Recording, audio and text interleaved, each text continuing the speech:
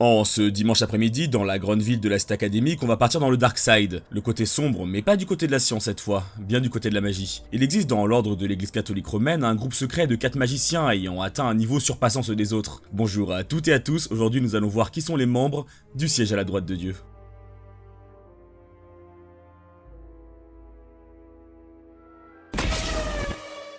Le siège à la droite de Dieu est une organisation magique secrète catholique, dont le but principal est de conseiller le pape dans l'ombre, mais qui, comme vous le savez, a vu certains de ses membres agir de leur propre chef. Cette organisation est composée de 4 membres, Fiamma de la droite, Vento de l'avant, Aqua de l'arrière et Terra de la gauche. Et avant d'en parler individuellement, on va parler un peu de la dynamique des 4 personnages. Comme vous avez déjà pu le remarquer, chacun des 4 membres est indiqué par une des 4 directions que sont l'avant, l'arrière, la gauche et la droite. Et ce ne sont pas donnés de façon anodine, car dans une deck, tout a généralement un sens venant de la Kabbale. Dans l'ordre de l'aube dorée, de la Golden Dawn réelle, il existe un rituel cérémonial très connu qui sera pendant longtemps utilisé comme base pour tous travaux magiques, un rituel appelé le petit rituel de bannissement du pentagramme. Dans ce rituel, une phrase est prononcée. Alors, j'interromps la vidéo pour dire un point, les sources divergent car chacune me donne une info différente. Je me suis donc basé sur une vidéo tournée par les véritables membres de l'aube dorée, vidéo pour l'anecdote tournée à Paris. Au nom de Dieu, le Dieu d'Israël, que Raphaël soit devant moi, Gabriel à mon arrière, Michael à ma droite et Uriel à ma gauche, et au-dessus de ma tête, la présence de Dieu. Ainsi, basé sur ce rituel, les membres du siège à la droite de Dieu sont tous associés à un archange, à un point cardinal, une direction, mais également à un élément et à une couleur. Comme expliqué dans le chapitre 2, partie 5 de OT4, les 4 éléments que sont le feu, l'eau, la terre et l'air ont une position, une couleur et un archange qui leur est associé. Ainsi, si Fiamma s'appelle Fiamma et s'habille en rouge, c'est pour porter le fait que sa position, celle de droite associée à l'archange Michael, est liée au feu et à la couleur rouge, Fiamma signifiant feu en italien. Il en va de même pour tous les autres membres avec Aqua pour l'eau, Terra pour la terre et Vento pour le vent. Comme tous les magiciens propres à l'église catholique romaine, leur magie est chrétienne, et à ce titre, les membres du siège à la droite de Dieu excellent et sont uniques en un point. Ils sont les êtres humains les plus proches des anges. Tous les membres du siège à la droite de Dieu ont réussi à travers des sorts et rituels à diluer le plus possible le péché originel qui est en eux. J'en parlerai plus en détail de cette dilution dans la prochaine vidéo, mais pour aborder uniquement les tenants et aboutissants, les membres du siège à la droite de Dieu ont accès à la magie des anges, au détriment du fait qu'ils ne puissent plus utiliser la magie normale. Un contre-coup qui ne les dérange pas pour la plupart, car ils sont dotés de capacités supplémentaires, ou alors disposent de pouvoirs tout du moins très efficaces en combat magique. Ainsi, cette perte de leur capacité à faire de la magie normale, ou humaine si vous préférez, n'est pas un réel handicap. Bref, chaque membre a ses croyances, pensées et objectifs qui les différencient les uns des autres. C'est pourquoi nous allons voir qui ils sont individuellement, leur objectif et surtout, quelle est la nature de leur magie si unique. Vento de l'avant est la seule femme des membres du siège à la droite de Dieu. C'est une femme autoritaire qui parle aux personnes qui lui sont supérieures avec un ton très désagréable et sarcastique. Bref, elle se prend pas pour de la merde. L'objectif de Vento est simple, la destruction pure et dure de la science. Si jusque-là, les membres de l'église condamnent la science pour ses pratiques qui soit vont à l'encontre de Dieu en leur nature blasphématoire, soit car elle dispose d'une trop grande emprise sur le monde, pour Vento, la raison en est plus simple mais d'autant plus tragique. Elle a perdu son frère après un accident de manège, et même si ça peut faire sourire dit comme ça, c'est tragique car, en plus de l'accident, on découvre qu'en fait, ils ont un sang B négatif. Étant un sang rare, les médecins ne peuvent sauver les deux. Alors le frère décide de se sacrifier et de donner son sang pour sauver sa sœur chérie. Ainsi, Vento, ayant perdu son frère, vouera une haine sans relâche pour la science, qui met à disposition des attractions apparemment sans danger mais qui causent des accidents, et des médecins incapables de sauver son frère et elle. Vento étant alignée avec l'archange Uriel, qui est considéré dans le christianisme comme le feu divin, elle peut lancer un sort d'une puissance tellement incroyable que je suis sûr que la plupart d'entre vous ne se rendent pas compte d'à quel point il est grand. Son sort angélique, nommé Punition Divine, plonge dans un état d'inconscience toute personne qui aurait de l'hostilité envers Vento, un sort pouvant toucher tout le monde sur la planète, peu importe l'endroit où il est, ni même s'il connaît Vento. En fait, le simple fait d'avoir une pensée hostile envers elle active le sort et la victime se verra retirer une très grande partie de son oxygène, lui laissant le minimum vital pour survivre. Et un cerveau peu oxygéné rentre dans un état d'inconscience laissant la victime à terre. Un sort d'une efficacité inimaginable puisque le simple fait d'entendre aux infos que quelqu'un attaque la cité académique et de lui en vouloir suffit à en être victime. Pour que cette magie fonctionne, elle est basée sur 2 points. Premièrement, que personne ne devrait être ou envisager d'être une menace pour Dieu. Et en ce deuxième point, que Vento, ayant des piercings de partout, symbolisant, grâce à l'idol théorie, les clous plantés dans le corps du Christ, et le fameux marteau qui a permis de les planter, Vento, par effet mimétisme, devient semblable au Christ durant sa crucifixion, devenant Dieu en quelque sorte. Personne ne doit être une menace pour elle, et donc le sort s'enclenche sur l'intégralité de la population humaine. Ce très grand sort ne peut être utilisé que si la croix qui est reliée à sa langue est intacte, donc sa destruction permet d'arrêter le sort. Si Vento nous a montré être capable de lancer un sort planétaire capable de toucher l'entièreté de l'humanité, elle n'en est pas en reste puisque, pour une raison inconnue et contrairement à ce qui devrait être le cas, elle a réussi à utiliser de la magie normale alors qu'elle ne devrait pas. Une action qui choqua même Fiamma qui se demanda comment cela peut être possible alors même qu'elle ne devrait pas en avoir la capacité, ayant, pour rappel, dilué le péché originel de son corps.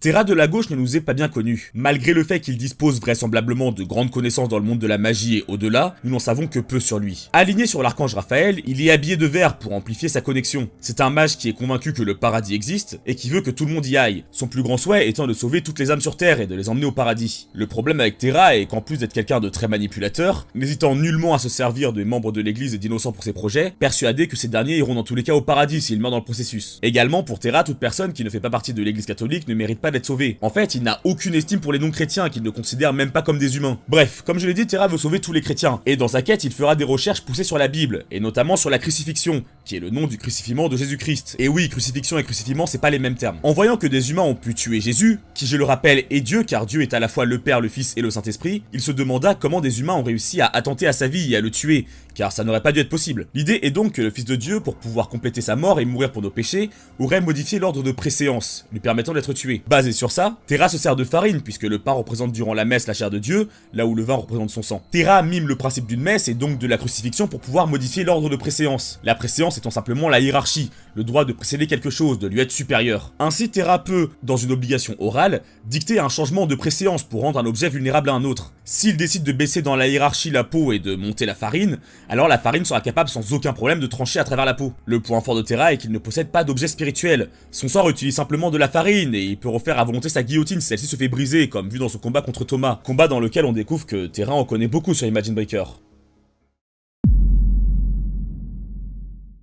Aqua de l'arrière, de son vrai nom William Orwell, est un mercenaire reconnu en Angleterre. Un mage qui se démarque fortement des autres avec sa carrure imposante. C'est un homme qui, comme je vous l'avais déjà dit sur la chaîne, suit son code de l'honneur et ne se considère pas comme un homme bien. Il fait simplement ce qu'il est sûr d'être bon. Il ne tuera jamais un ennemi s'il n'en a pas la nécessité. Un homme vraiment droit qui, en temps de guerre, aura appris à des gens comment utiliser les plantes dans les soins et la cuisine à des villageois, considéré même comme un sage dans certains lieux. Bref, Aqua la définition du vrai guerrier. Aqua, dans son être, représente la nativité à lui tout seul, la fameuse naissance du Fils de Dieu, en l'idée qu'il est à la fois un des 20 saints existants, ceux ayant un corps semblable à celui du Christ, qu'il est également aligné avec l'archange Gabriel, étant un membre du siège à la droite de Dieu, donc un rapport avec les anges, mais aussi qu'il représente la Vierge Marie, puisque directement connecté avec l'archange Gabriel, qui est l'archange venu annoncer à Marie la naissance du Fils de Dieu. Ce beau cocktail offre un guerrier surpuissant et on va voir pourquoi. Tout d'abord, en tant que membre du siège à la droite de Dieu, comme tous les autres membres, il peut utiliser la magie des anges. En tant que saint, il peut utiliser le stigma, la capacité permettant au saint d'endosser temporairement le pouvoir de Dieu, avec ce que ça apporte en termes de vitesse et de puissance. Mais tout ça est d'autant plus sublimé par la miséricorde de la Divine Mère. Aqua a toujours eu le pouvoir de la Vierge Marie en lui, il est né avec. Mais il n'en avait pas connaissance et ne pouvait pas l'utiliser. Ce pouvoir s'est entièrement réveillé en devenant un membre du siège à la droite de Dieu,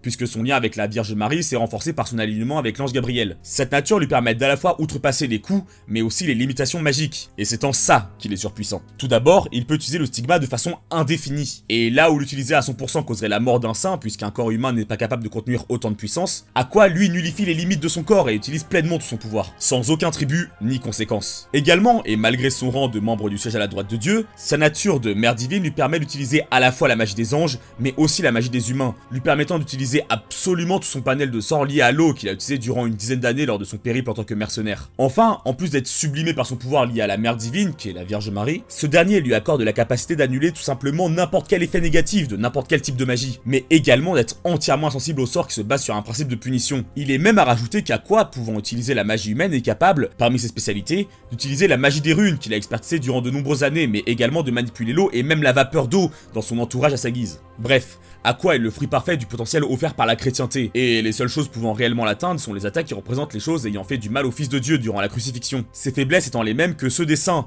accentuées par son pouvoir de mère divine, un multiplicateur de danger qui n'a que très peu de chances de lui tomber dessus. Pour la globalité, ça reste un monstre de puissance et de résistance qui ne peut que gagner sur le champ de bataille.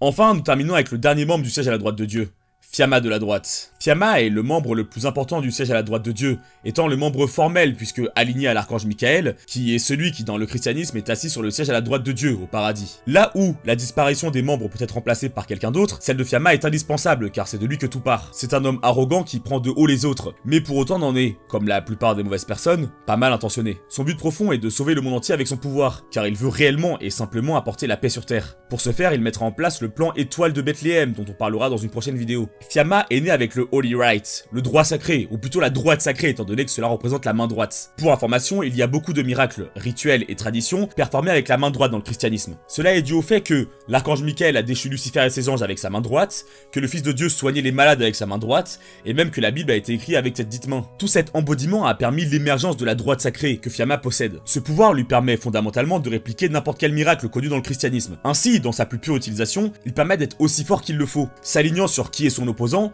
il aura juste assez de force pour le défaire. Et comme Thomas nous le dit si bien dans le roman, c'est comme s'il avait un bouton Defeat dans un JRPG, un pouvoir lui permettant littéralement de gagner à coup sûr. Mais il ne faut pas oublier que ces miracles ne représentent qu'une fraction du pouvoir de leur original, de par la nature simple de l'idol théorie. Son pouvoir, qui est la droite sacrée, se manifeste à travers son fameux troisième bras, que Fiamma ne peut pas utiliser à sa volonté, nous décrivant qu'un jour il arrivera à court de stock en termes d'utilisation, telle une barre de durabilité, et qu'il redeviendra un simple humain. Mais bref, à ses fins, Fiamma récupérera la télécommande de contrôle d'Index, un objet spirituel permettant de contrôler entièrement la bibliothèque des 103 000 grimoires interdits et d'en utiliser leur sort. C'est grâce à cela qu'il a eu la possibilité d'utiliser sa droite sacrée de façon illimitée en retirant les limitations, mais il a également accès à tous les sorts répertoriés, pouvant les utiliser même en tant que membre du siège à la droite de Dieu. Maintenant, pour accomplir ses objectifs, Fiamma voudra atteindre le statut de la persona supérieure à Dio. Étant la seule personne supposément capable de le faire, la prochaine vidéo étant justement dessus pour compléter entièrement le sujet. Mais le plus important ici est que seul Fiamma peut l'atteindre. Et pour rappel, sa droite sacrée est basée sur ce qu'il estime comme son opposant. Alors imaginez simplement ce qui se passerait s'il réussissait à considérer le monde entier comme son opposant. Voilà, j'espère que la vidéo vous aura plu, merci de suivre la chaîne. Chacun d'entre vous qui apporte son soutien à travers un partage, un like, un abonnement et surtout un commentaire me fait réellement plaisir. Bref, merci de votre attention, moi je pars continuer à répandre l'amour de Toharu en vous souhaitant la bonne soirée et je vous dis à très bientôt pour la prochaine vidéo de l'Est Académique. Ciao.